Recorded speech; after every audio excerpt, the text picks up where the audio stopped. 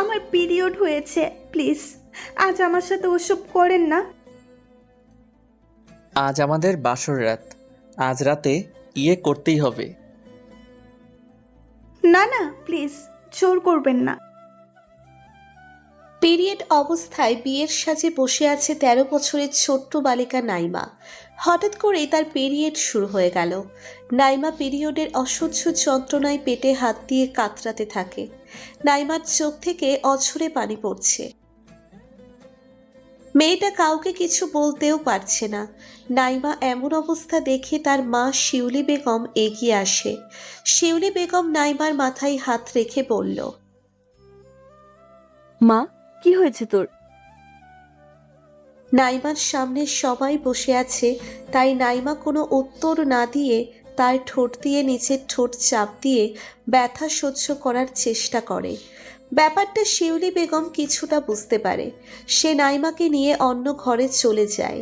ঘরে নিয়ে শিউলি বেগম নাইমাকে বলল, কিরে, তোর কি কিছু হয়েছে নাকি? তখন নাইমা বলল, মা, আমার পিরিয়ড শুরু হয়েছে, পেটে অসহ্য ব্যথা করছে, আমি এইভাবে বিয়ে করতে পারবো না, তুমি একটু বোঝার চেষ্টা করো। শিউলি বেগম বুঝতে পারে ব্যাপারটা, কিন্তু তার তো কিছুই করার নেই।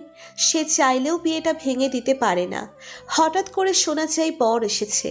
বর এসেছে কথাটা শুনে নাইমা আঁতকে উঠল। তার মনের ভিতর ভয় ঢুকে গেল। নাইমা কান্না করতে করতে তার মাকে বলল, মা, তুমি বিয়েটা ভেঙে দাও প্লিজ, আমি এই অবস্থায় বিয়ে করতে পারবো না। তখনই ঘরে চলে আসে নাইমার বাবা মিজান সাহেব। মিজান সাহেব ঘরে এসে দেখে নাইমা কান্না করছে। তখন মিজান সাহেব নাইমার দিকে এগিয়ে আসে আর বলতে থাকে, মারে, মেয়েদের আসল ঠিকানা হলো তার শ্বশুর বাড়ি। সব মেয়েদের এটা মেনে নিতে হয়। মিজান সাহেব আসল ঘটনাটা বুঝতে পারেনি। নাইমা তার বাবাকে কিছু বলতেও পারছে না। বাবাকে সে কি করে বলবে তার কি হয়েছে? তখন শিউলি বেগম মিজান সাহেবকে নিয়ে অন্য রুমে চলে গেল আর তাকে সবকিছুই খুলে বলল। মিজান সাহেব এমন কথা শুনে অবাক হয়ে গেল, কিন্তু কি করা যায় সে বুঝতে পারছে না। মিজান সাহেব অনেকক্ষণ চেয়ারের উপর বসে থেকে ভাবতে থাকে, আর যদি এখন বিয়েও ভেঙে দেয় তাহলে তো আর কেউ নাইমাকে বিয়েও করবে না। সবাই ভাববে নাইমার কোনো সমস্যা আছে, আর নানাজন নানান কথা বলবে। তাই মিজান সাহেব সব চিন্তা বাদ দিয়ে তার স্ত্রীকে বলল, তোমার মেয়েকে বিয়ের জন্য প্রস্তুতি নিতে বলো। এই কথা বলে মিজান সাহেব চলে গেল। শিউলি বেগম তার স্বামীর এমন ব্যবহার দেখে মোটেও অবাক হলো না, কারণ সে জানে মিজান সাহেব যেটা বলে সেটাই করে। তারপর শিউলি বেগম নাইমার রুমে চলে যায়। অন্যদিকে দেখা যায় নাইমার হবু স্বামী রাকিব বরযাত্রী নিয়ে নাইমাদের বাসায় চলে আসছে। মিজান সাহেব সবাইকে এনে প্যান্ডেলের ভিতরে বসালো। রাকিব এই বিয়ের জন্য মোটেও প্রস্তুত ছিল না। এক কথা বলতে গেলে তাকে জোর জবরদস্ত করেই বিয়ে করানো হচ্ছে। রাকিবের বাবা মা জোরে করেই তাকে বিয়ে দিচ্ছে। মিজান সাহেব সবার সাথে কথা বলে পরিচয় হয়ে নিল। এইদিকে নাইমার মা তার রুমে এসে দেখে নাইমা বসে আছে। নাইমা তার মাকে দেখে বলল, মা, বাবা কি বললো, বিয়েটা কি ভেঙে দিয়েছেন? না মা, তোর বাবাকে তো চিনিস, তিনি এক কথার মানুষ। যা কিছু হয়ে যাক, তিনি তার কথা নড়চড় হতে দেবে না। মা, তোমার কেন এত তাড়াতাড়ি আমার বিয়েটা দিতে চাইছো? আমি কি তোমাদের কাছে অনেক বোঝা হয়ে গিয়েছি? আমার তো এখন পড়াশোনা করার বয়স, আমি এই বয়সে কিভাবে এই সংসার সামলাবো? বাবাকে বলো না বিয়েটা ভেঙে দিতে, আমি এই বিয়ে করতে চাই না মা। আবার এইদিকে আমার এই অবস্থা, আমি কিভাবে এইসব অন্য একটা লোককে বলবো? মা, তুমি কিছু একটা করো প্লিজ। আমি আর কি বা করতে পারি? চিন্তা করিস না, সব ঠিক হয়ে যাবে। মা, একটা কাজ করো, আমাকে তোমরা গলার টিপে মেরে ফেলো। আমার আর এসব ভালো লাগছে না। আমি বুঝতে পারছি তোমরা আমাকে তাড়াতে চাইছো, তাই না? আমি বিয়ের পরে কিভাবে একটা অচেনা মানুষকে এসব বলবো? তার উপর ওনার পুরো অধিকার আছে আমার উপর। যদিও আমারও আছে তার প্রতি, তবুও সে যদি চায় আমি কি না করতে পারবো। সে তো আর একটা মেয়ের এই অসহ্যনীয় যন্ত্রণার কথাটা বুঝতে পারবে না। সে তো নিজের ক্ষুধাটা নিবারণ করবে। এতে যে আমার জীবনটা পেরিয়ে যাওয়ার মতো অবস্থা হয়ে যাবে মা। এমনিতেই আমার বয়স অনেক কম, আমি কিভাবে এত কিছু সামলে নেব? হঠাৎ করে শিউলি বেগমকে ডাক দিলেন তার স্বামী। সে উঠে চলে গেল। একা একা রুমের মধ্যে বসে থাকে নাইমা। মেয়েটা অঝরে কান্না করতে থাকে। নাইমা বুঝে গিয়েছে তার এই বিয়ে আর আটকানো সম্ভব না। তাকে এই অল্প বয়সী স্বামীর সংসার করতে হবে। শিউলি বেগম মিজান সাহেবের কাছে গিয়ে বলল, মেয়েটা অনেক কান্নাকাটি করছে। এমনিতে মেয়েটির বয়স অনেক কম, আবার এখন এই অবস্থা। কিছু করার নেই, বরপক্ষ চলে আসছে, কাউকে কোনো কিছু বুঝতে দেওয়া যাবে না। মেয়েকে রেডি করে নিয়ে আসো তাড়াতাড়ি। বরপক্ষ অপেক্ষা করে বসে আছে, সময় নষ্ট করে লাভ নেই। যাও, নাইমাকে নিয়ে আসো। এই কথা বলতে বলে মিজান সাহেব চলে গেলেন। কিছুক্ষণ পরে নাইমাকে নিয়ে প্যান্ডেলের ভিতরে চলে আসলো। নাইমাকে খুব সুন্দর করে সাজানো হয়েছে। ছোট্ট মেয়েটাকে অসাধারণ সুন্দরী লাগছে। নাইমাকে এনে রাকিবের পাশে বসানো হলো। পিরিয়ডের অসহ্য যন্ত্রণা সহ্য করে বসে আছে। একটু পরপর পেটে হাত দিচ্ছে নাইমা। তারপর ইসলামিক নিয়মে তাদের বিয়ে হয়ে গেল। বিয়ের সব কাজ শেষ করে এখন কোণে বিদায় করার সময় হয়ে গিয়েছে। নাইমা তা মাকে জড়িয়ে ধরে কান্না করতে থাকে। শিউলি বেগম তার মেয়েকে সান্ত্বনা দিয়ে বলল, মা, কান্না করিস না, আমাদের কথা মনে পড়লেই চলে আসিস। এটাই তো নিয়ম। সব মেয়েদের বিয়ের পর আসল ঠিকানা হলো তার স্বামীর বাড়ি। আমিও তো আগে অন্য বাড়ির মেয়ে ছিলাম। দেখবি কিছুদিন পরে সব ঠিক হয়ে যাবে। তারপর মিজান সাহেব নাইমাকে রাকিবের হাতে তুলে দিয়ে বলল, বাবা, নাইমা আমার একমাত্র মেয়ে, তুমি ওকে দেখে রেখো। এই কথা বলতে বলতে মিজান সাহেবের চোখ দিয়ে পানি পড়তে শুরু করলো। নাইমা তার বাবাকে জড়িয়ে ধরে কান্না করতে থাকে। কিছুক্ষণ পরে নাইমাকে নিয়ে তার শ্বশুর বাড়ির দিকে রওনা দিল। 30 মিনিটের মধ্যে রাকিবের বাড়িতে পৌঁছে গেল। দেখতে দেখতে রাত হয়ে গেল। গাড়ি রাত 12টা ছুঁই ছুঁই, কিন্তু রাকিব এখনো বাসর ঘরে আসেনি। একটা রুমের মধ্যে একা একা বসে আছে নাইমা। প্রায় 1 ঘন্টা পার হয়ে গেল নাইমাকে বাসর ঘরে এনে বসিয়ে রেখেছে, কিন্তু রাকিবের আসার কোনো নাম নেই।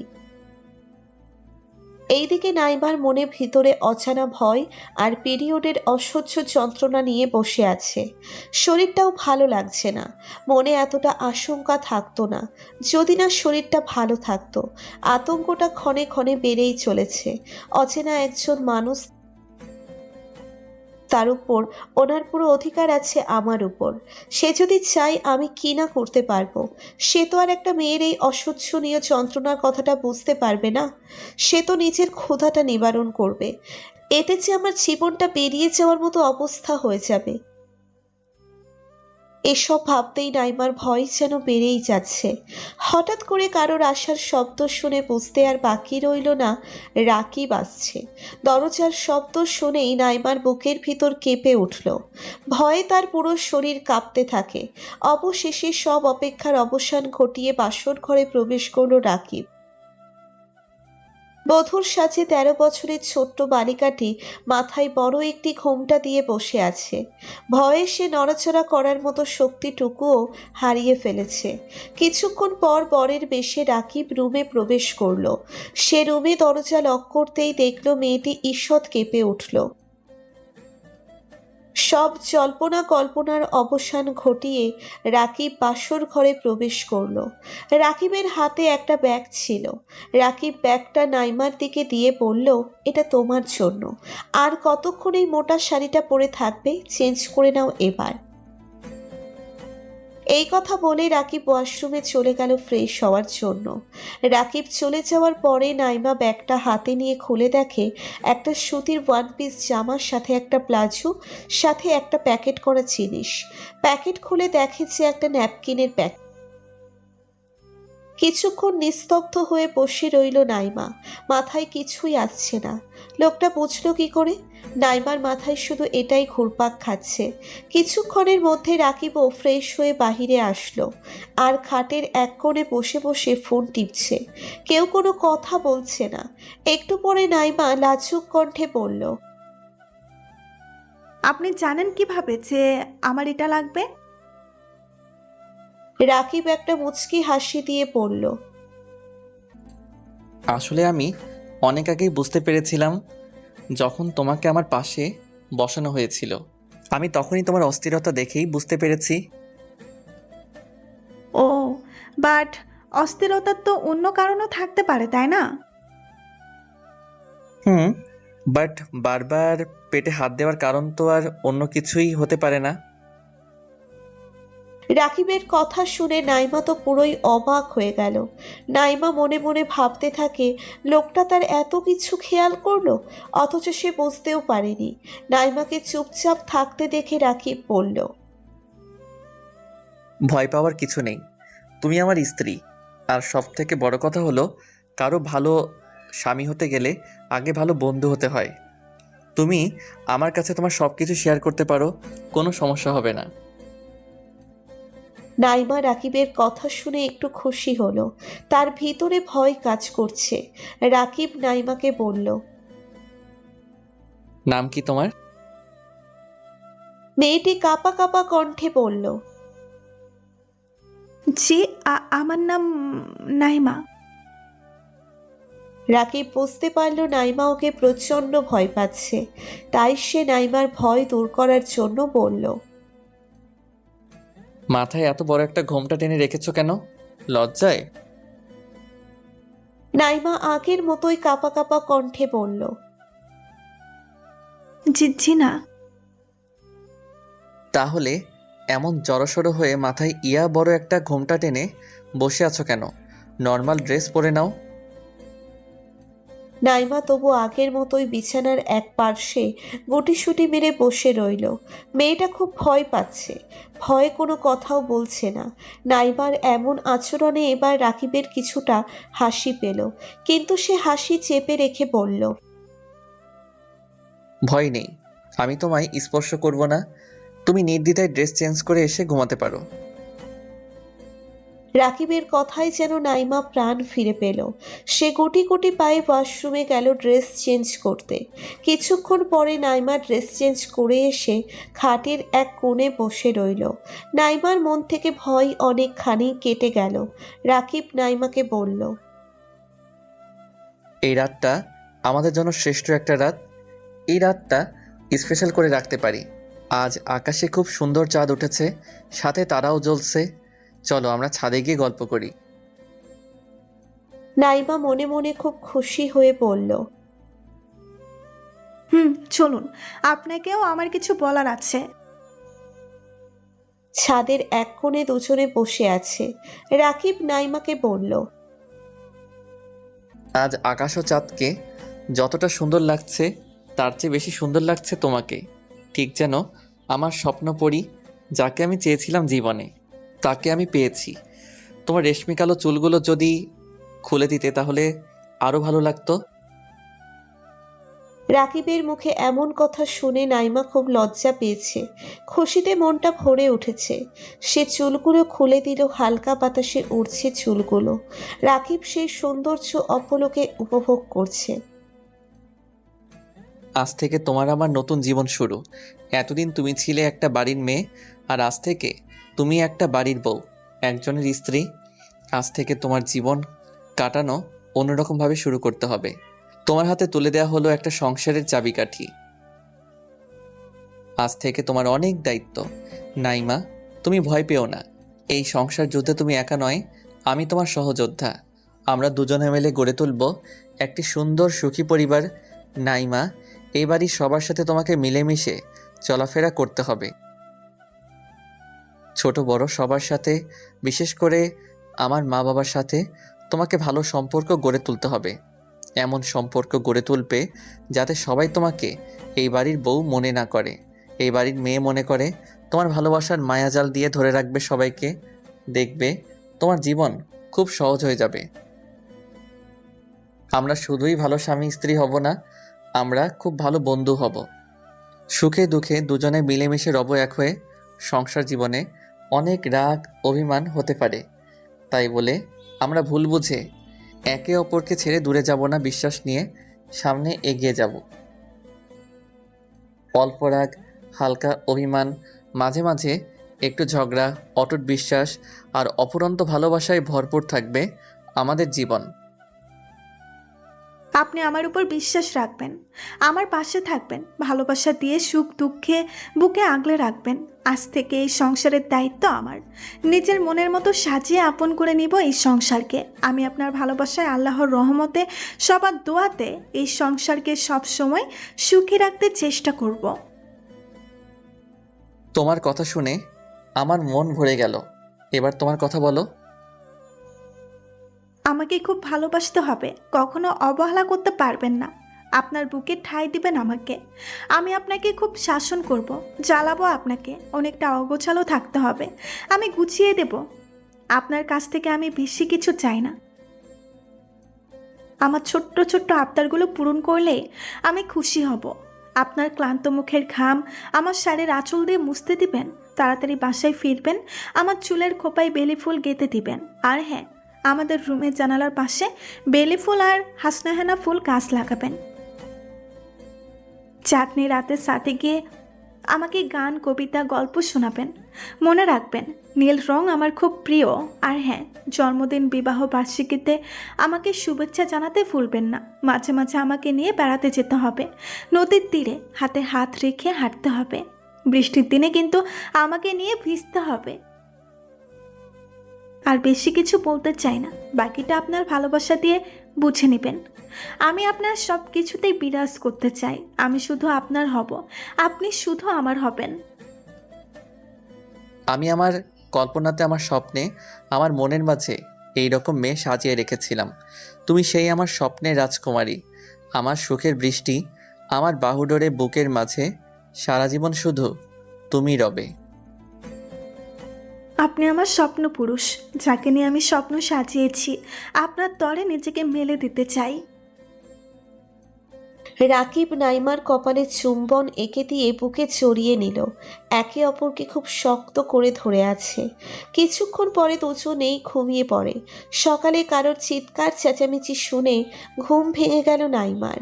সে চোখ খুলে তাকিয়ে দেখে রাকিব তার পাশে নেই।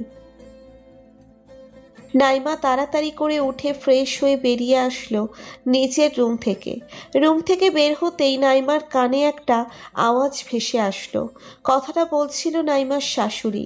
নাইমার শাশুড়ি একটা মধ্যবয়সী মহিলার সাথে কথা বলছে। মহিলাটি বলল, তোমার ছেলের বউ কই? তাকে তো দেখতে পারছি না। মনে হয় পরিপরি ঘুমাচ্ছে। মনে হয় বড়লোক বাড়ির মেয়ে। সকাল 9টা বাজে, এখনো ওঠে নাই। মনে হয় বাসার কাজ করার জন্য সে কাজের লোক নিয়ে আসছে। এখনকার বউগুলো এমনই হয়, কি আর বলবো। নাইমা কথাগুলো শুনেও না শোনার ভান করে তার শাশুড়ির দিকে এগিয়ে আসতে থাকে। নাইমার শাশুড়ি নাইমাকে দেখে পাশের মহিলাকে বলল, আইতেছে নবাবের বেটি। মুখ ভেঙচি দিয়ে কথাটা বলল। তারপর নাইমাও ওনাদের সামনে এসে সালাম দিল। তারপর তারা কিছুক্ষণ কথা বলল। মহিলাটা নাইমাকে বলল, নতুন বউ এত লেট করে ঘুম থেকে ওঠা ঠিক না। উনি এমন আরও কিছু কথা বলে চলে গেল। নাইমার শাশুড়ি সালমা বেগম মোটেও তেমন একটা ভালো না। সালমা বেগম নাইমাকে বলল, আমার জন্য একটু চা করে নিয়ে আসো তো বৌমা। নাইমা চা বানাতে চলে গেল রান্নাঘরে, কিন্তু কোথায় কি রাখা আছে সে কিছুই জানে না। এই বাড়িতে আজ নাইমার প্রথম দিন। কোথায় কি আছে তার পক্ষে এসব জানার কথাও না। তারপরেও সে খুঁজতে থাকে। এসব খুঁজতে খুঁজতে একটা সময় নাইমার হাতের সাথে ধাক্কা খেয়ে একটা চায়ের কাপ পড়ে ভেঙে যায়। নাইমা মনে মনে অনেক ভয় পেয়ে গেল। সালমা বেগম কিছু পড়ে ভেঙে যাওয়ার শব্দ শুনে তাড়াতাড়ি করে রান্নাঘরে ছুটে আসেন, আর এসে দেখে এই অবস্থা। এইদিকে নাইমা অনেক ভয় পেয়ে আছে। সালমা বেগম বলল, কিভাবে ভেঙে গেল এটা? মা, আমি খেয়াল করিনি, আমার হাতের সাথে লেগে কাপটা পড়ে ভেঙে গেল। প্রথম দিন এই অবস্থা, বাকি দিন কি করবে আল্লাহ ভালো জানে। ঠিকঠাকভাবে কি কাজ করতে পারো না? সামান্য একটু চা বানাতে বললাম, এর জন্য এত কিছু? নাইমা মাথা নিচু করে দাঁড়িয়ে আছে। সালমা বেগম নাইমাকে আরো অনেক কথা বলে চলে গেল। একটু পরে নাইমা নিচের রুমে গিয়ে মন খারাপ করে বসে থাকে। অনেকক্ষণ পরে রাকিব বাসায় ফিরে আসে। রাকিব বাসায় এসে দেখে নাইমা মন খারাপ করে বসে আছে। রাকিব নাইমার পাশে বসে নাইমাকে জিজ্ঞেস করলো, কি হয়েছে তোমার? মন খারাপ কেন?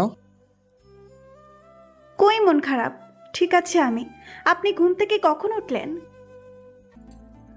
আমি তো সকাল 7টায় ঘুম থেকে উঠে গিয়েছি। কেন, কি হয়েছে? কিছু হয়নি, আপনি আমাকে ডাকেন নাই কেন? আসলে অনেক রাতে ঘুমালে, তাই ভাবলাম আরও কিছুক্ষণ ঘুমাও, তাই আর ডাক দিলাম না। আচ্ছা, আমি ফ্রেশ হব। আর হ্যাঁ, আমরা বিকালে ঘুরতে যাব, ঠিক আছে? রাকিবের মুখে ঘুরতে যাওয়ার কথা শুনে অনেক খুশি হয়ে গেল নাইমা। ফ্রেশ হয়ে রাকিব বের হয়ে আসলো ওয়াশরুম থেকে। তারপর রাকিব নাইমার পাশে এসে বসে বলল, এখানে তোমার কোনো সমস্যা হচ্ছে? না। তুমি মুখে না বললেও আমি বুঝতে পারছি। আর এটা কোনো ব্যাপার না, এক জায়গা থেকে আরেকটা নতুন জায়গায় আসলে একটু অসুবিধা হতেই পারে। তবে তোমাকে সব কিছুর সাথে খাপ খাইয়ে নিতে হবে। দেখবে কিছুদিন পরে সব ঠিক হয়ে যাবে। নাইমা কিছু না বলে চুপচাপ হয়ে গেল। নাইমার মুখে কোনো কথা নেই। রাকিব বলল, এমন মনমরা হয়ে বসে আছো কেন? এমনি। আচ্ছা, একটা প্রশ্ন ছিল। কি প্রশ্ন? আপনি কি বিয়ের আগে আমার ব্যাপারে সব খোঁজ খবর নিয়েছিলেন? না, আমি বিয়ের আগে তোমাকে দেখিওনি। কেন? কারণ আমি বিয়ের জন্য প্রস্তুত ছিলাম না, আর আমি বিয়ে করতে রাজিও ছিলাম না, তাই এত কিছু দেখি নাই। মা বাবা জোর করে আমাকে বিয়ের জন্য রাজি করিয়েছে, তাই তাদের ইচ্ছেতেই আমি বিয়ে করার জন্য রাজি হলাম। পরে তোমাকে প্রথমবার দেখেই আমি মনে মনে অনেক খুশি হলাম। খুশি হলেন কেন? কারণ আমি যেমন মেয়ে চেয়েছিলাম তুমি ঠিক তেমনই। তোমাকে প্রথম দেখেই ভালো লেগে যায়। তবে তুমি সত্যি সবার থেকে অনেক আলাদা। তোমার বয়স কম হলেও তোমার কথায় চলাফেরায় ম্যাচুরিটি একটা ভাব আছে। তোমার কথা শুনলে কেউ বলবে না তোমার বয়স এত কম। তোমাকে নিয়ে আমি আমার জীবন আলোকিত করতে চাই। আমাদের এই সংসার আমাদের সাজাতে হবে। অনেকক্ষণ দুজনে মিলে অনেক কথা বলতে থাকে। রাকিবের কথা শুনে নাইমা রাকিবের প্রতি দুর্বল হয়ে পড়ছে। তারা নিজেদের মধ্যে কথা শেষ করে রাকিব বাহিরে চলে গেল।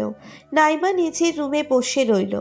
সালমা বেগম নাইমার রুমে এসে দেখে সে রুমের ভিতরে শুয়ে আছে। নাইমা তার শাশুড়িকে দেখে তাড়াহুড়ো করে উঠে বসে গেল। সালমা বেগম নাইমাকে বলল, সারাদিন শুয়ে থাকলে তো হবে না, বাসায় অনেক কাজ আছে, ওইগুলোও তো করতে হবে। আমি আসছি মা। আর একটা কথা, কি কথা মা? তুমি সারাক্ষণ রাকিবের পাশে পড়ে থেকো না, তার সাথে সময় কম কাটানোর চেষ্টা করবে। সারাক্ষণ রুমের ভিতরে বসে থাকবে না, আর রাকিবের সাথে যত পারো কম সময় কাটাবে। সালমা বেগম একজন শাশুড়ি হয়ে ছেলের বউকে কিভাবে এসব বলতে পারে? অনি এমন একটা মানুষ, তার মুখে কোনো কিছুই আটকায় না। আর মনে হচ্ছে রাকিবের সাথে নাইমাকে সালমা বেগম সহ্য করতে পারছে না। না হলে নিজের ছেলের বউকে কেউ কিভাবে এসব বলতে পারে? সালমা বেগমের কথা শুনে নাইমা নিশ্চুপ হয়ে আছে। একে তো নতুন বউ, সেই জন্য কিছু বলতেও পারছে না, সব কিছুই মাথা নিচু করে মেনে নিচ্ছে। এই ঘটনার পরে দেখতে দেখতে বিকেল হয়ে আসলো। তখন রাকিব নাইমাকে বলল, রেডি হয়ে নাও, আমরা বের হব। না হলে আমাদের ফিরতে ফিরতে অনেক রাত হয়ে যাবে।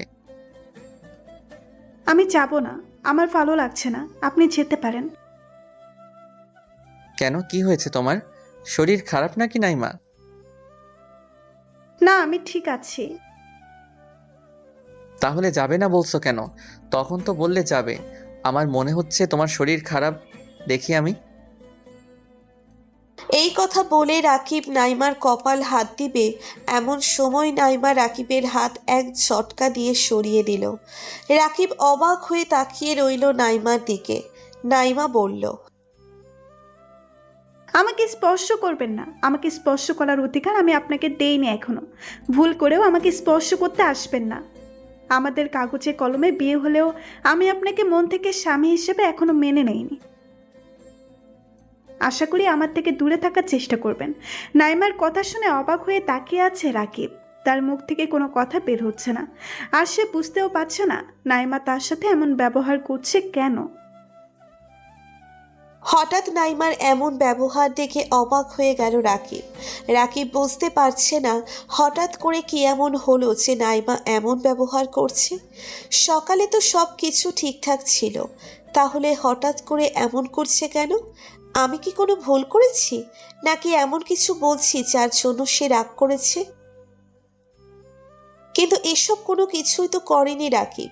তাহলে এসবের কারণ কি? রাকিব নাইমকে, কি হয়েছে তোমার, আমাকে বলবে একটু প্লিজ? কি হবে আমার? কিছুই হয়নি। তুমি আমার সাথে যাবে বলে আমি সব কিছু ঠিক করে আসলাম। হঠাৎ করে না করে দিলে কিভাবে হবে? হয়তো তোমার মন খারাপ, তাই এমন করছো আমার সাথে। চলো, দেখবে মন ভালো হয়ে গেছে। রাকিব নাইমাকে অনেক বুঝিয়ে অবশেষে রাজি করিয়ে নিল। এ সময় কোথায় যাচ্ছিস তোরা? মা, নাইমাকে নিয়ে একটু বের হলাম, আর কিছু শপিং করতে হবে। সালমা বেগম মুখে একটা হাসি নিয়ে পড়ল, ঠিক আছে, যা, সাবধানে যেও। তারপর নাইমা আর রাকিব বের হয়ে গেল। তারা বের হওয়ার সাথে সাথে সালমা বেগমের মুখের হাসিটা গায়েব হয়ে গেল। রাকিব নাইমাকে নিয়ে ঘুরতে যাওয়াটা ভালোভাবে মেনে নিতে পারেনি। সালমা বেগম তাদের দুজনকে একসাথে দেখতেই পারে না। রেগে মেগে তারপর তিনি তার রুমে চলে গেল। অন্যদিকে রাকিব আর নাইমা রিকশার জন্য অপেক্ষা করে দাঁড়িয়ে রইল। অনেকক্ষণ হয়ে গেল, কিন্তু রিকশা এখনো তারা পাচ্ছে না। তখন নাইমা বলল, চলেন, এইভাবে দাঁড়িয়ে না থেকে আমরা হাঁটা শুরু করি। হাঁটার মধ্যে রিক্সা পেলে আমরা উঠে যাব। নাইমার কথা শুনে দুজনেই হাঁটা শুরু করে দিল। হাঁটতে হাঁটতে রাকিব বলল, আচ্ছা, তোমার পছন্দের খাবার কি? নাইমা বলল, আমার সব থেকে পছন্দের খাবার হলো ফুচকা। ফুচকা আমার অনেক বেশি ভালো লাগে। ও। হাঁটতে হাঁটতে একটা রিকশা দেখতে পায় তারা। তারপর দুজনেই রিকশায় উঠে বসে। রিকশা একটা শপিং মলের সামনে গিয়ে থামে। রিকশা ভাড়া মিটিয়ে তারা শপিং মলের ভিতরে চলে যায়। তারপর নাইমার জন্য কিছু শপিং করে তারা একটা রেস্টুরেন্টে গিয়ে বসে। তাদের নিজেদের মতো খাবার সার্ভ করে। তারপর তাদের সামনে তাদের খাবার চলে আসে। তবে নাইমার মন এখনো খারাপ। সালমা বেগমের বলা কথাগুলো নাইমার মনে পড়ছে। সেগুলো মনে করতেই নাইমা চুপচাপ হয়ে গেল। খাবার সামনে রেখেও খাবার খাচ্ছে না। তবে নাইমার মন এখনো খারাপ। সালমা বেগমের বলা কথাগুলো নাইমার মনে পড়ছে। সেগুলো মনে করতেই নাইমা চুপচাপ হয়ে গেল। খাবার সামনে রেখেও খাবার খাচ্ছে না। রাকিব নাইমাকে দেখে বুঝতে পারে নাইমা কোনো কিছু নিয়ে চিন্তিত। তখন রাকিব বলল, নাইমা, তুমি খাবার খাচ্ছ না কেন? খাবার তো ঠান্ডা হয়ে যাচ্ছে। রাকিবের বলা কথা নাইমার কান অবধি যায়নি, যেহেতু অন্যমনস্ক হয়ে সালমা বেগমের কথা ভাবছে। রাকিব এইবার একটু জোরেই কথা বলল। তখন নাইমা বলল, কি হয়েছে? তোমার কি হয়েছে বলো তো? তখন থেকে খেয়াল করছি তুমি অন্যমনস্ক হয়ে কি যেন ভাবছো। কি হয়েছে?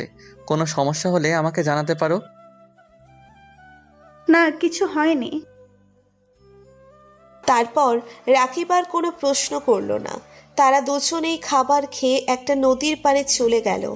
নদীর পাড়ে যেতেই তাদের পুরো শরীর শীতল হয়ে উঠল। ঠান্ডা ঠান্ডা পরিবেশ আর বাতাস আসছে। দুজনেই হাঁটতে থাকে, কিন্তু কেউ কোনো কথা বলছে না। নদীর পাড়ে এসে নাইমার মন কিছুটা ভালো হয়ে গেল। রাকিব নাইমার দিকে তাকাতেই দেখে বাতাসের সাথে নাইমার চুলও হাওয়ায় ভাসছে। খুব সুন্দর লাগছে নাইমাকে। হঠাৎ করে নাইমা একটা ফুচকার দোকান দেখে নিজের অজান্তেই এই প্রথম সে রাকিবের হাত ধরে ফেলল। নাইমার হাতের ছোঁয়ায় রাকিব শিউরে ওঠে। নাইমা ব্যাপারটা বুঝতে পারে আর সে রাকিবের হাত ছেড়ে দিয়ে সরি বলে এক দৌড়ে চলে গেল ফুচকার দোকানের দিকে। আর এই দিকে বেচারা রাকিব তার হাতের দিকে তাকিয়ে আছে। নাইমা একা একা ফুচকা খাচ্ছে, খেতে খেতে 2 প্লেট খাইছে। তাও সে রাকিবকে জিজ্ঞেস করলো না সে খাবে কিনা। তারপর খাওয়া দাওয়া শেষ করে তারা বাসায় চলে গেল। বাসায় গিয়ে ফ্রেশ হয়ে রাকিব বাসা থেকে বের হয়ে চলে গেল। একটু পরে সালমা বেগম নাইমার রুমে আসে। সালমা বেগমকে দেখেই নাইমা খাটের ওপর থেকে নেমে দাঁড়িয়ে গেল। নাইমা বলল, মা, কিছু লাগবে নাকি? কিছু লাগবে না। তোমাকে আমি কি বলেছিলাম ভুলে গেলে? তোমাকে না বলছি রাকিবের সাথে কম মিশতে? জি, আমি ওনার সাথে যেতে চাইনি, উনি আমাকে জোর করেই নিয়ে গিয়েছে। সব বুঝি আমি। তুমি না চাইলে রাকিব কোনোভাবেই নিতে পারে না। যাই হোক, ওয়াশরুমের ভিতর কিছু জামা কাপড় রেখে এসেছি, এসব একটু ধুয়ে রেখে দিও। সালমা বেগমের কথা মতো নাইমা সব জামা কাপড় ধুয়ে রেখে নিচের রুমে চলে যায়। আবার নাইমাকে বসে থাকতে দেখে সালমা বেগম বলল, এইভাবে শুয়ে বসে থাকলে বাসার কাজকর্ম কে করে দেবে? তোমার বাবা এসে করবে? সালমা বেগমের কথা শুনে নাইমা রেগে গিয়ে বলল, আপনাদের বলার সেটা আমাকে বলবেন। আমার বাবাকে কেন টানেন? আমার বাবাকে নিয়ে কোনো কথা বলবেন না। বাবার জন্য যদি এত টান হয়, বাসার কাজ ফেলে রেখে সারাদিন রুমে বসে থাকো কেন? বাসায় কি তোমার আম্মু তোমাকে কিছুই শিখায়নি? আল্লাহই জানে তোমাকে কোন পরিবার থেকে তুলে নিয়ে আসছে। দেখুন মা, আমার পরিবার নিয়ে কথা বলবেন না, কারণ আমার পরিবার আমাকে এমন কোনো খারাপ শিক্ষা দেয়নি। আমি আমার মা বাবার কাছে সবসময় ভালো শিক্ষা নিয়েছি। তোমার এত বড় সাহস, আমার মুখে মুখে কথা বলছো? আজকে রাকিব বাসায় আসুক, তারপর একটা কিছু হবে। হয়তো এই বাড়িতে তুমি থাকবে, না হয় আমি থাকবো। এই কথা বলেই সালমা বেগম নিচের রুমে চলে যায়। একটু পরে রাকিব বাসায় ফিরে আসতেই নাইমার নামে রাকিবকে অনেক কথা বলতে থাকে। রাকিব তার মায়ের মুখে এসব শুনে সে রাগ করে নিচের রুমে চলে যায়, কিন্তু সে নাইমাকে কিছুই বলে না। খাবার না খেয়েই ঘুমিয়ে পড়ে রাকিব। নাইমা রাকিবকে খাওয়ার জন্য ডাক দিলে রাকিব খাবো না বলে ঘুমিয়ে পড়ে। তারপর থেকে রাকিব নাইমার সাথে আগের মতো কথা বলে না। দরকার ছাড়া কথা খুব কমই বলে দুজনে। নাইমার বাবা রাকিবকে ফোন দিয়ে বলল তাদের ওই বাড়ি থেকে ঘুরে আসতে। তখন রাকিব ভাবল যে নাইমা ওই বাড়ি থেকে ঘুরে আসলে ঠিক হয়ে যাবে, মনও ভালো হয়ে যাবে। রাকিব নাইমাকে সেটা বলল। নাইমা যাওয়ার জন্য রাজি হলো। সেদিন রাতে রাকিব তার মাকে বলল তারা কাল সকালে নাইমাদের বাসায় যাবে। এই কথা শুনে মনে হয় সালমা বেগমের গায়ে আগুন ধরে গেল। তিনি আর কোনো কিছু না বলে খাওয়া দাওয়া শেষ করে নিচের রুমে গিয়ে ভাবতে থাকে কিভাবে ওদের যাওয়া আটকানো যায়। সালমা বেগমের মনের ভেতর একটা ভয় কাজ করে। ওই বাড়িতে গেলে যদি তাদের মধ্যে আবার সব ঠিকঠাক হয়ে যায়, আর যদি তারা দুজনেই একসাথে বেশি বেশি সময় কাটায়। সালমা বেগম প্ল্যান করতে থাকে কিভাবে এদের যাওয়া আটকে দেওয়া যায়। সালমা বেগম সারা রাত এটা ভাবতে থাকে। আর তার মাথায় একটা শয়তানি বুদ্ধিও চলে আসে। সালমা বেগম সকালের অপেক্ষা করতে থাকে।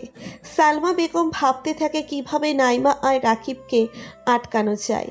শুয়ে পরিকল্পনা করতে থাকে। তার মাথায় একটা শয়তানি বুদ্ধি চলে আসে। তারপর তিনি ঘুমিয়ে পড়ে।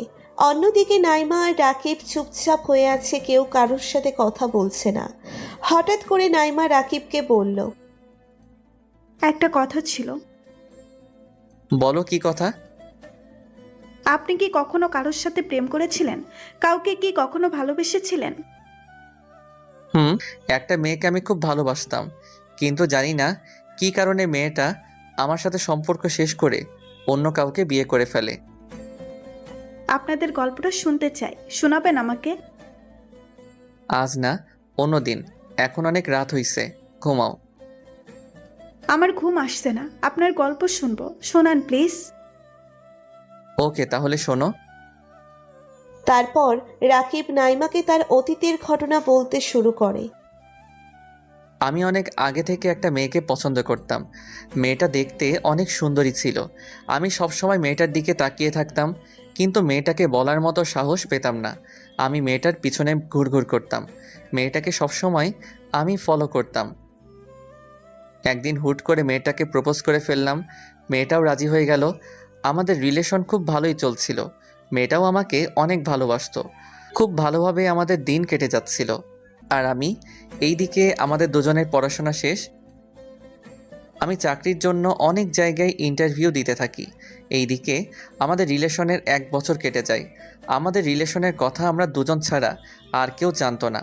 হঠাৎ একদিন লামিয়া আমাকে এসে বলল, রাকিব, বাবা আমার বিয়ে দেওয়ার জন্য উঠে পড়ে লেগেছে। আমি কি করব বলো? আমি বারবার বাবাকে না করে দিচ্ছি। এই অবধি অনেক ছেলে আমাকে দেখতে এসেছে, আমি একবার এক কথা বলে বিয়ে ভেঙে দিচ্ছি। এইভাবে আর কত? তুমি একটা কিছু করো প্লিজ। আমি এখন কি করব বলতে পারো? আমি তো এখনো বেকার। অনেক জায়গায় চাকরির ইন্টারভিউ দিচ্ছি, কিন্তু কিছুতেই আমার চাকরি হচ্ছে না। প্লিজ আমাকে আরও কিছুদিন সময় দাও। আমি তো সময় দিতে পারবো, কিন্তু আমার বাবাকে আমি কি বলবো? না হলে তুমি তোমার বাবা মাকে নিয়ে আমাদের বাসায় আসো। আমি এখন কিভাবে যাব? আমি গিয়ে তোমার বাবাকে বলবো আমি বেকার, আপনার মেয়েকে আমি বিয়ে করতে চাই, এসব বলবো নাকি? তারপর আমার এসব কথা শুনে তোমার বাবা তোমাকে আমার হাতে তুলে দিবে। আমি এত কিছু জানি না রাকিব, তুমি যা করবে তাড়াতাড়ি করবে, আমাদের হাতে সময় খুব কম। আচ্ছা, আমি দেখছি কি করা যায়। তারপর লামিয়া আর কিছু না বলে তার বাসায় চলে গেল। একটু পরে আমি আমার বাসায় চলে গেলাম। রাতের খাওয়া দাওয়া শেষ করে আমি ঘুমাতে চলে গেলাম। বালিশের উপরে মাথা রাখতেই লামিয়ার কথা মনে পড়ে গেল। শুয়ে শুয়ে ভাবতে থাকলাম কি করব আমি এখন, আমার কি করা উচিত। একদিকে নিজের ভালোবাসার মানুষের কথাও কাউকে বলতে পারছি না। কোন মুখে বলবো আমি একটা মেয়েকে ভালোবাসি, তাকে আমি বিয়ে করতে চাই?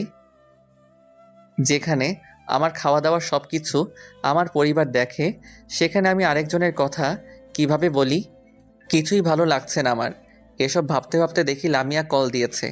ঘড়ির দিকে তাকিয়ে দেখি রাত 1টা বাজে। এই সময় লামিয়া আবার কল কেন দিল? এসব ভাবতেই কল কেটে গেল। আবার কল দিল লামিয়া। আমি আর দেরি না করে কল রিসিভ করলাম। লামিয়ার কল রিসিভ করতেই লামিয়া কান্না ভেজা গলায় বলে উঠল, রাকিব, কিছু একটা করো প্লিজ, না হলে আমার আর কিছুই করার থাকবে না। কান্না করছো কেন? কি হয়েছে তোমার? আব্বু আমার বিয়ে ঠিক করে ফেলছে, আগামী শুক্রবার আমার বিয়ে। লামিয়ার মুখে এমন কথা শুনে যেন আমার মাথায় আকাশ ভেঙে পড়ল। আমি স্তব্ধ হয়ে গেলাম। কি বলবো কিছুই বুঝতে পারছি না। মনে হচ্ছে আমার চারপাশ অন্ধকার হয়ে আসছে। বুকের ভেতরটা চিনচিন করে উঠছে। চুপ হয়ে আছো কেন? আমি তোমাকে ছাড়া অন্য কাউকে নিজের স্বামী বলে মেনে নিতে পারবো না। আমি তোমার সাথে দেখা করতে চাই। কাল বিকালে একটু দেখা করবে প্লিজ? আচ্ছা ঠিক আছে। এখন রাখলাম, কান্না করো না, সব ঠিক হয়ে যাবে। আচ্ছা। তারপর ফোন রেখে দিলাম।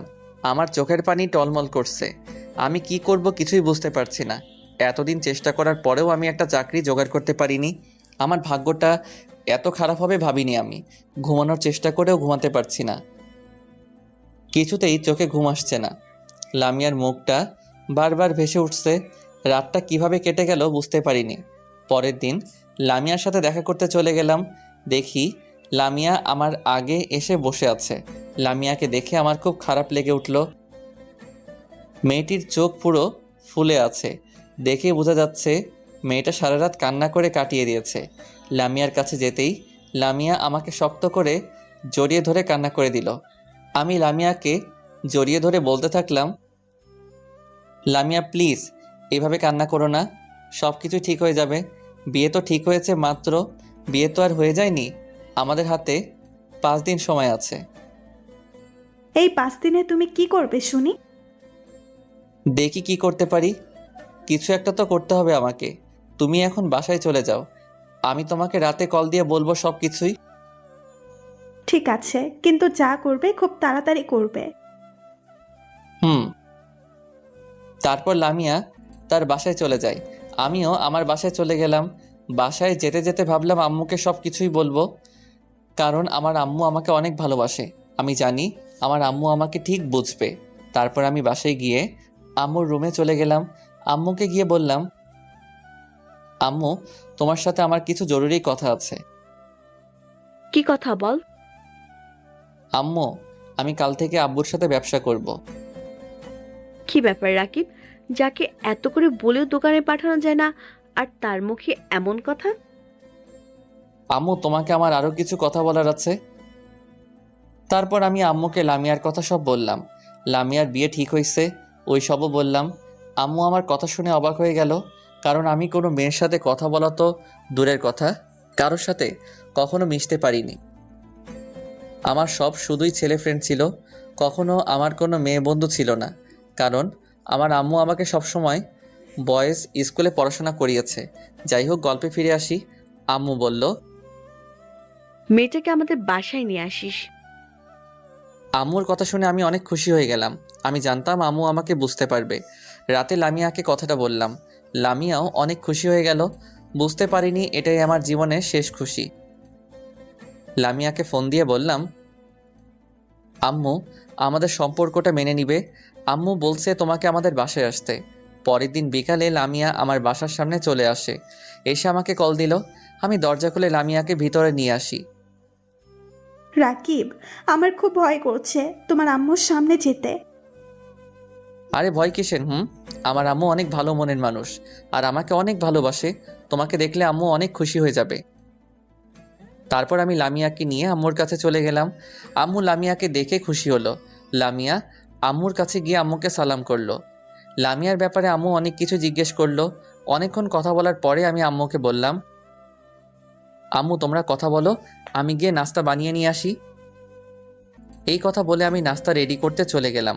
আম্মু আমাকে যেতে দিচ্ছিল না, তাও আমি গেলাম, কারণ আমি চাইছিলাম তারা একটু আলাদাভাবে কথা বলুক। সব কিছু ঠিকঠাক করতে আমার প্রায় 20 মিনিটের মতো সময় লেগে গেল। এর মাঝে আমার একটা বন্ধু আমাকে কলও দিল, ওর সাথেও কথা বললাম।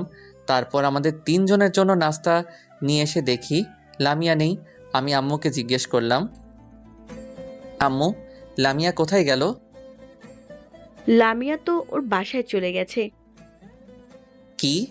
কেন চলে গেছে? জানি না, ও আমাকে বলল ওর বাসা থেকে নাকি কল আসছে, তাই জরুরিভাবে চলে গেল। আমি বলেছিলাম তোর সাথে দেখা করে যেতে, কিন্তু ও আমার কথা না শুনেই চলে গেছে। আচ্ছা ঠিক আছে, আমি দেখছি কি হয়েছে। তারপর আমি নিজের রুমে গিয়ে আমার ফোনটা বের করে লামিয়াকে কল দিলাম, কিন্তু ওর ফোন অফ। বারবার কল দিতে থাকি, তাও ফোন অফ দেখায়। বুঝতে পারলাম না ওর কি এমন হলো যে ফোন অফ করে রাখলো।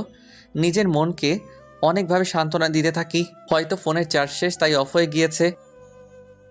তাও বারবার কল দিয়েই যাচ্ছি। রাতে খাওয়া দাওয়া শেষ করে এসে আবার কল দিলাম, এখনও ফোন অফ। খুব চিন্তা লাগছে, কি হয়েছে ওর? এইভাবে কেটে গেল অনেক দিন, এখনও লামিয়ার ফোন অফ। আমি যেন পাগলের মতো হয়ে যাচ্ছি।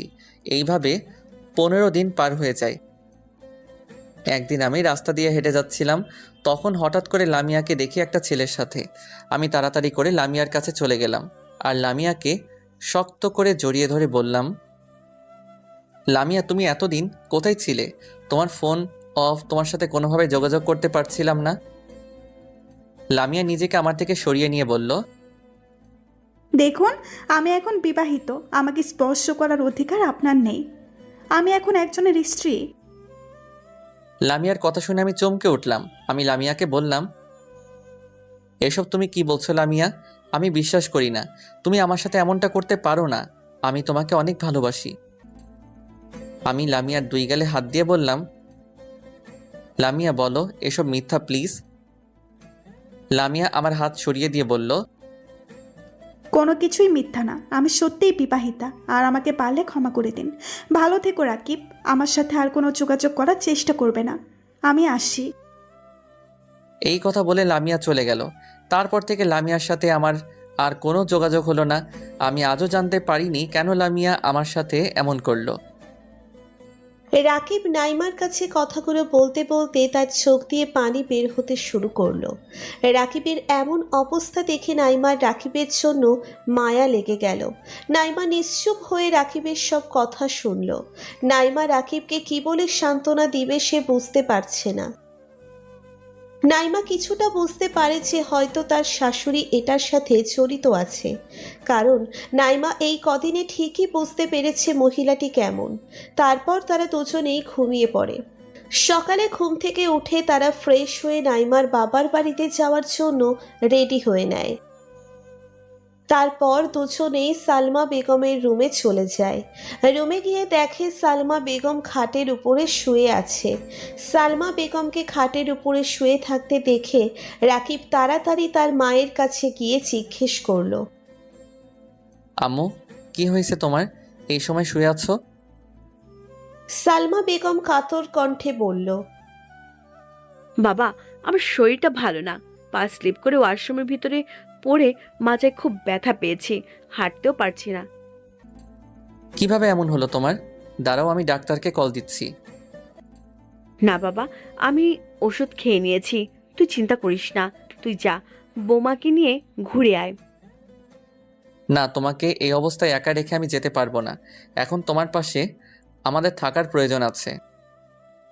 আমার কিছু হবে না বাবা, তুই যা, সমস্যা নাই। না, আগে তুমি সুস্থ হও, তারপর আমি যাব, এর আগে না। নাইমা সালমা বেগমের নাটকটা বুঝতে পেরেছে, তাও সে চুপচাপ হয়ে আছে, কিছুই বলছে না। রাকিবকে বোকা পেয়ে যা বোঝাচ্ছে তাই সে বুঝে নিচ্ছে। এইদিকে সালমা বেগমের এসব নাটক দেখে নাইমার রাগের শরীর চলতে থাকে। তারপরেও নাইমা নিজেকে কন্ট্রোল করে সালমা বেগমের কাছে এসে বলল, মা, আমরা এখন কোথাও যাব না, আপনি সুস্থ হয়ে নিন, তারপর অন্যদিন না হয় যাব। আপনাকেও একা এইভাবে রেখে যাওয়া আমাদের ঠিক হবে না। নাইমা তারপর নিজের রুমে গিয়ে সব চেঞ্জ করে বসে থাকে। রাকিবও একটু পরে নিজের রুমে চলে আসে। রাকিব নাইমার কাছে এসে বলল, মন খারাপ করবে না প্লিজ। মায়ের এই অবস্থায় তাকে একা রেখে যাওয়া আমাদের ঠিক হবে না। মন খারাপ করিনি। আচ্ছা, আপনি থাকেন, আমি মায়ের কাছে যাচ্ছি। রাকিবকে রুমের ভিতরে রেখে নাইমা সালমা বেগমের রুমের দিকে চলে যায়। দরজার সামনে যেতেই দেখে সালমা বেগম খুব খুশি হয়ে আছে, আর সে যে অসুস্থ সেটা মোটেও বোঝা যাচ্ছে না। নাইমা যেটা অনুমান করছে তাহলে সেটাই ঠিক হলো। নাইমা মনে মনে ভাবতে থাকে, অনেক হয়েছে নাটক, আর না। এইবার এই বজ্জাত মহিলাকে শায়েস্তা করতে হবে। নাইমা এসব মনে মনে ভাবতে থাকে। তারপর নাইমা একটু পেছনে এসে জোরে জোরে পায়ের শব্দ করে সালমা বেগমের রুমের দিকে আসতে থাকে, যেন সালমা বেগম বুঝতে পারে কেউ আসছে। সালমা বেগম আবার অসুস্থতার নাটক করে শুয়ে থাকে। নাইমা সালমা বেগমের এসব নাটক আর সহ্য করতে পারছে না। তারপর সে নিজেকে কন্ট্রোল করে রাখে। সালমা বেগমকে বলল। এই কথা শুনে নাইমা মনে মনে বলল, মা, আপনার কি কিছু লাগবে? আমাকে বলুন, আমি এনে দিচ্ছি। না, এখন কিছু লাগবে না, তবে আমার হাত পাও খুব ব্যথা করছে, যদি একটু টিপে দিতে। গলা ব্যথা করছে না? গলা ব্যথা করলে তো গলাও টিপে দিতে পারতাম। কি আর করার, নাইমা সালমা বেগমের হাত পাও টিপতে থাকে। এমন সময় রাকিব এসে দেখে নাইমা তার মায়ের সেবা যত্ন করছে। সালমা বেগম বলল, থাক মা, আর লাগবে না, এখন একটু ভালো লাগছে আমার। তারপর নাইমা খাট থেকে নামতে গিয়ে ইচ্ছে করে পড়ে যাওয়ার অভিনয় করে রাকিবকে জড়িয়ে ধরে একটা কিস করে দেয়। এই অবস্থা দেখে রাকিব তো লজ্জা পেয়ে রুম থেকেই বের হয়ে চলে যায়। নাইমা বের হওয়ার সময় তার শাশুড়ির দিকে তাকিয়ে দেখে অবস্থা খারাপ।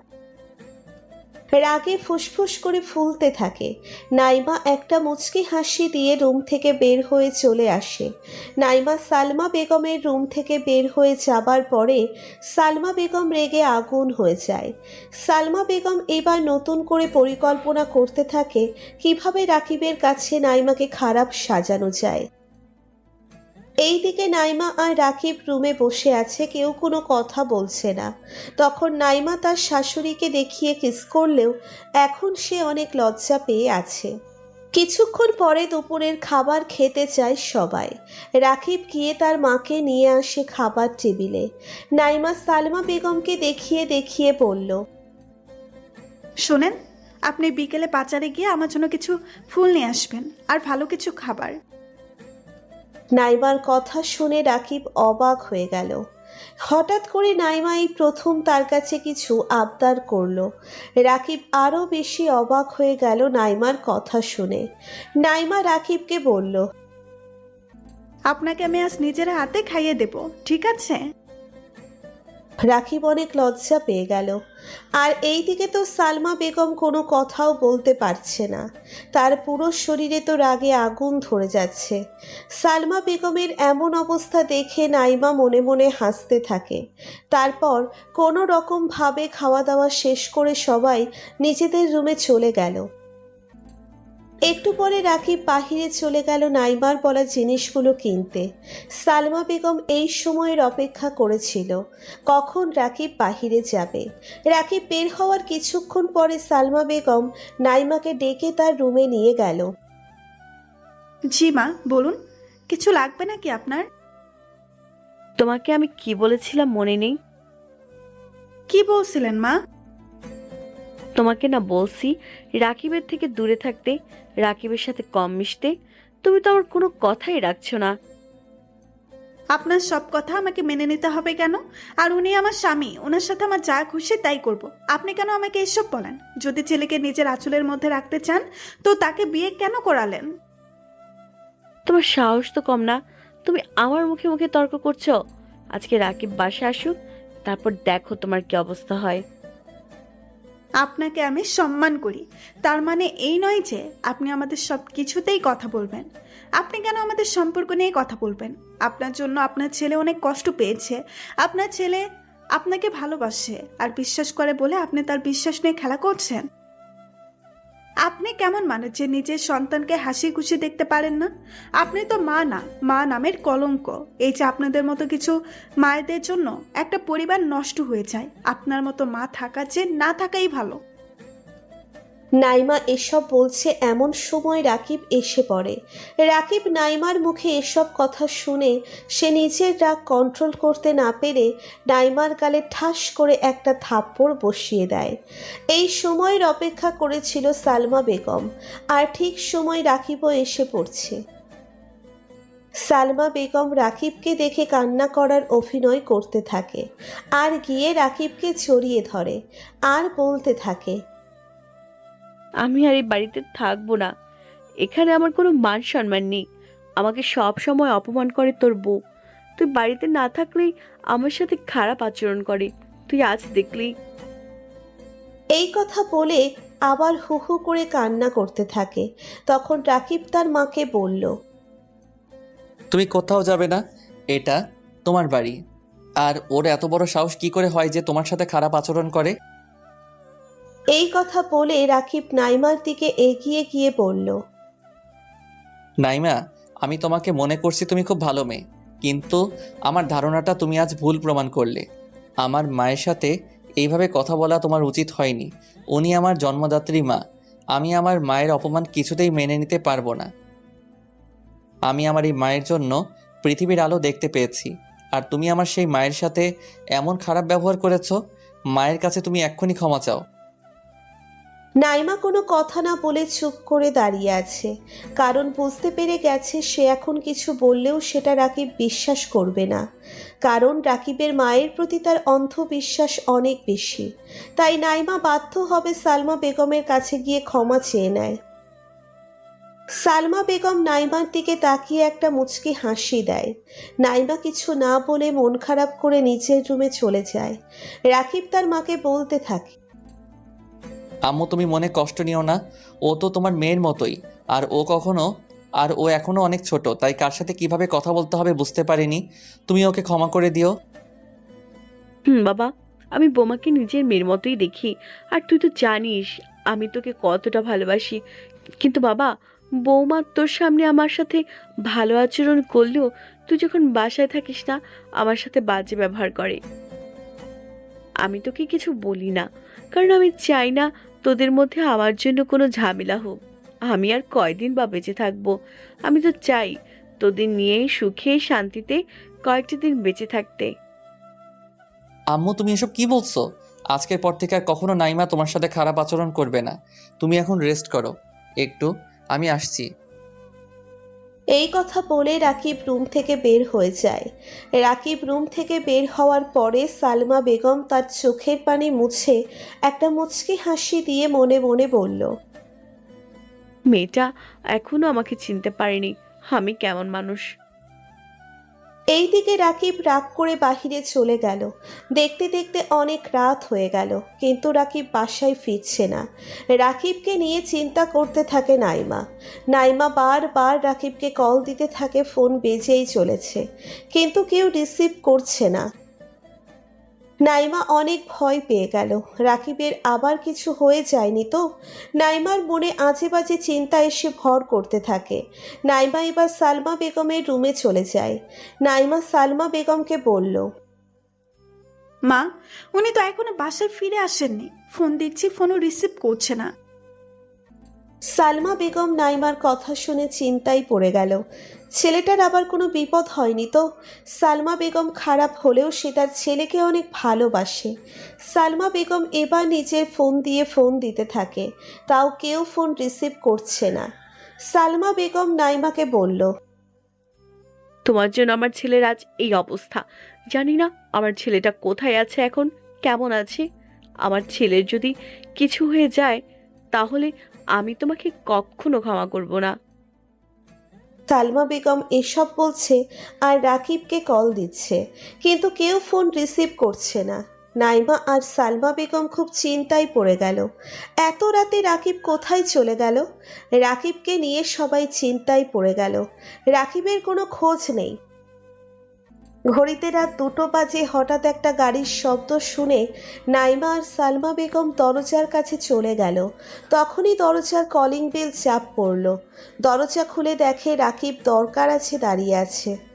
দরজা খুলে দেখল রাকিব দরজার কাছে দাঁড়িয়ে আছে। সালমা বেগম রাকিবকে ভিতরে ঢুকিয়ে বলল, বাবা, তুই এত রাত অব্দি কোথায় ছিলি? আর তোকে আমরা কত কল দিচ্ছিলাম, কল রিসিভ করিসনি কেন? রাকিব কোনো কথার জবাব না দিয়ে চুপচাপ দাঁড়িয়ে রইল। নাইমা বলল, কি হয়েছে, কথা বলছেন না কেন? আপনি কোথায় চলে গিয়েছেন? আপনি কি জানেন না আপনার জন্য কেউ অপেক্ষা করে আছে? নাকি জেনেও ইচ্ছে করে এমন করছেন? রাকিব কোনো কথাই বলছে না। সালমা বেগম আবার বলল, রাকিব বাবা, কথা বলছিস না কেন? কি হয়েছে তোর? আমার ভালো লাগছে না বাবা। রাকিব কারো কথার উত্তর না দিয়ে সে নিজের রুমের দিকে চলে গেল। রাকিবের পিছনে নাইমাও চলে গেল। নাইমা রুমে গিয়ে দেখে রাকিব খাটের উপরে শুয়ে আছে। নাইমা রাকিবের কাছে গিয়ে বলল, আপনার কি শরীর খারাপ? কিছু কি হয়েছে আপনার? আমাকে ডিস্টার্ব করবে না, যাও তুমি। আমি একটু একা থাকতে চাই। আপনাকে আমি কিছু প্রশ্ন করেছি, আমার প্রশ্নের উত্তর দিন। কোথায় ছিলেন আপনি এত রাত অবধি? আমি কোথায় ছিলাম না ছিলাম সেই কৈফিয়ত কি তোমাকে দিতে হবে নাকি?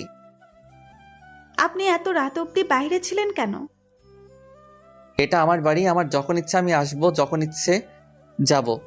আমার কোনো ব্যাপারে কথা বলতে আসবে বা নেক্সট টাইম থেকে এই কথা বলে রাকিব আবার খাটের উপরে শুয়ে গেল আর নাইমা দাঁড়িয়ে কান্না করতে থাকে।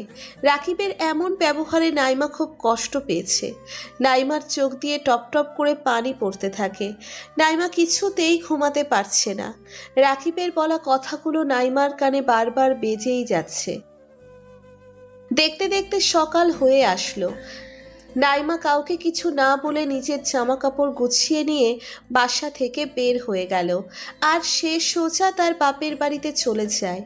রাকিবের কথায় অনেক বেশি কষ্ট পেয়েছে মেয়েটা, তাই কাউকে কিছু না বলে সকাল সকাল বাপের বাড়িতে চলে গেল।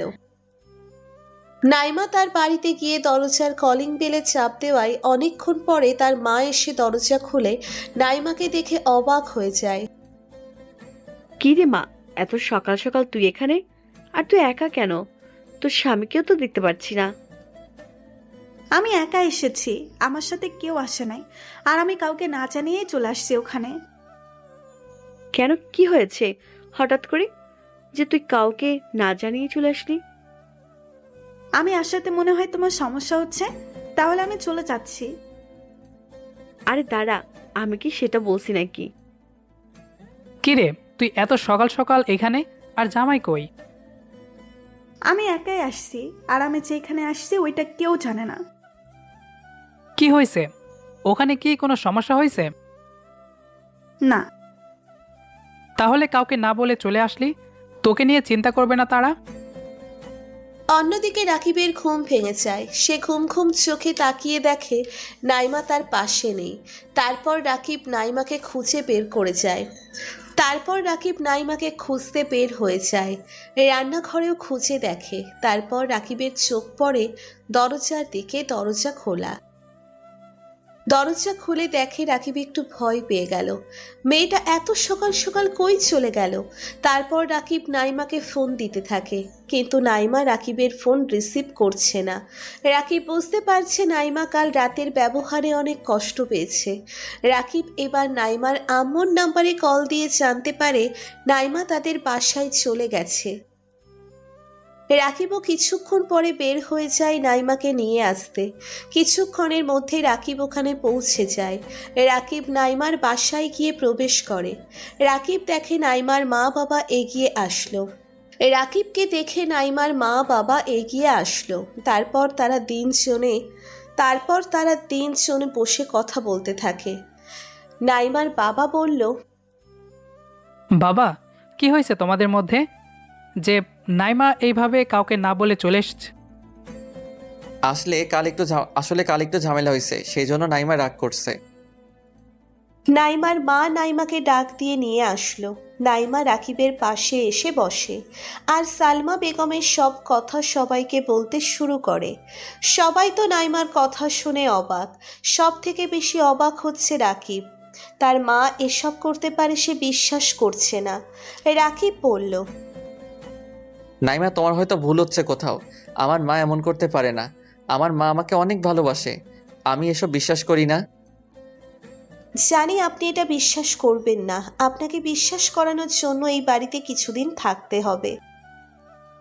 আমি রাজি আছি, কিন্তু এসব যদি মিথ্যা হয় তাহলে কি হবে? আপনি আমার কাছে ক্ষমা চেয়েছেন, আমাকে অপরাধী বানাবেন না। তারপর 2 দিন কেটে গেল। অন্যদিকে সালমা বেগম একা একা বাসায়। তার কোনো কিছুই ভালো লাগছে না। সালমা বেগম মনে মনে ভাবছে, আমি কি আমার ছেলেটাকে হারিয়ে ফেললাম? আমার ছেলে কি আর আমার কাছে ফিরে আসবে না? না, আমি গিয়ে ওদের নিয়ে আসব। আমি আমার ছেলেকে ছাড়া থাকতে পারবো না। এইসব ভেবে সালমা বেগম বের হয়ে নাইমার বাসার দিকে চলে যায়। কিছুক্ষণের মধ্যে নাইমার বাসায় পৌঁছে যায় সালমা বেগম। সালমা বেগম দরজার কলিং বেলে চাপ দিতেই নাইমার মা এসে দরজা খুলে দেখে সালমা বেগম। নাইমার আম্মু তাড়াতাড়ি করে সালমা বেগমকে বাসার ভিতরে নিয়ে আসে। একটু পরে নাইমা আর রাকিবও এখানে আসে। সালমা বেগম নিজের ভুল বুঝতে পেরেছে। সালমা বেগম নাইমার কাছে গিয়ে বলল, বোমা, আমি তোমার সাথে অনেক অন্যায় করেছি, তার জন্য আমি সত্যি অনুতপ্ত। আমাকে তুমি ক্ষমা করে দিও। আপনি আপনার ভুল বুঝতে পেরেছেন, সেটাই অনেক। রাকিব নিশ্চুপ হয়ে দাঁড়িয়ে আছে। সে কোনো কিছুই বুঝতে পারছে না। তখন সালমা বেগম রাকিবের দিকে এগিয়ে এসে বলল, বাবা, তুই আমাকে ক্ষমা করে দিস।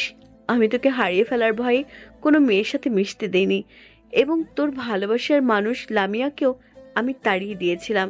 আমি চাইনি তুই কারো মায়ে পড়ে আমাকে ভুলে যাস। আমি সেজন্য নাইমার সাথেও অনেক অন্যায় করেছি, যেটা আমার মা হয়ে করা উচিত হয়নি। আমি সত্যি অনুতপ্ত। এটা নিয়ে তুই আমাকে ক্ষমা করে দিস বাবা। এই কথা বলে সালমা বেগম কান্না করে দেয়। তখন রাকিব তার মায়ের চোখে পানি মুছে দিয়ে বলল, মা, তুমি আমার মা। আমি তোমাকে সত্যি অনেক ভালোবাসি। আর আমার জীবনে যেই আসতো না কেন সবসময় তুমি আমার মাথার উপরে থাকতে। আর তোমার উপরে আমার কোনো রাগ অভিমান নেই মা। তারপর সালমা বেগম রাকিবকে জড়িয়ে ধরে কান্না করতে থাকে। তারপর নাইমাকে নিচের দিকে ডেকে এনে ছেলে আর ছেলের বউকে জড়িয়ে ধরে দুইজনের কপালে চুমু খায় সালমা বেগম। তারপর থেকে তাদের জীবন খুব ভালোভাবে চলতে থাকে। এটি শিক্ষামূলক গল্প। গল্পটি আপনাদের কাছে কেমন লেগেছে অবশ্যই জানাবেন। নিয়মিত গল্প শুনতে আমাদের পেজটি ফলো করুন ও ইউটিউব চ্যানেলটি সাবস্ক্রাইব করুন। ধন্যবাদ।